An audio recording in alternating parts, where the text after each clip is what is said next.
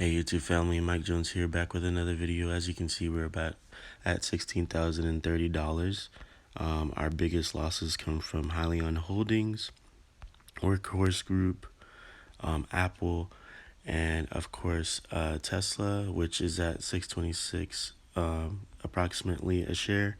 And so, and we have down here Viac CBS, which has lost $37 a share in the last 2 days. So with that said, pretty much we're just continuing to hold. We have $30 in cash balance, and we're still trying to figure out what we want to use that for.